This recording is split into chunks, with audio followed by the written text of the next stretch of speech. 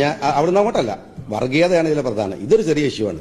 ഞാൻ സുന്നിയാണോ, ഞാൻ മുജാഹിദാണോ, ഞാൻ ജമാഅത്താണെന്നുള്ളത് ഞാനും പഠിത്തവുമായിട്ട് ബന്ധപ്പെട്ട കാര്യമാണ്. പിന്നെ സുന്നി എന്ന പ്രസ്ഥാനത്തിന്റെ സർട്ടിഫിക്കറ്റ് ഒരുത്തന്റെ കയ്യിൽ നിന്ന് വാങ്ങേണ്ട ഗതികേട് കെ.എം. ഷാജിക്കില്ല. ഇവിടെ പലതരം സമൂഹം ഉണ്ട്, പലതരം വിശ്വാസികളുണ്ട്. അവരൊക്കെ ജീവിക്കുന്നതിനിടയിൽ ഞാൻ മുസ്ലിമാണോ എന്നുള്ള ആയതിന്റെ പേരിലുള്ള കുഴപ്പമുണ്ടാക്കുക അവിടെ വർഗീയവാദി എന്ന് പറഞ്ഞിട്ട്, അതിൻ്റെ ഇടയ്ക്ക് സുന്നി മുജാഹിദ് പറഞ്ഞിട്ട് ഇത്തരം വിഷയത്തിൽ ഒരു സംഘടനാ സമുദായത്തിനകത്തും സംഘടനക്കകത്തും മെമ്പർഷിപ്പ് ഇല്ലാത്ത ഒരാളാണ് ഞാൻ. എന്റെ ഐഡന്റിറ്റി ഈ വിഷയത്തിൽ തെളിയിക്കേണ്ടത് അള്ളാഹുവിന്റെ മുമ്പിലാണ്.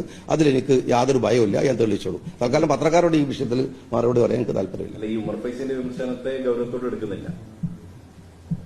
സഖാക്കളും അങ്ങനെ പലതരവും ആരോപണങ്ങൾ ഉന്നയിക്കുന്നുണ്ട്.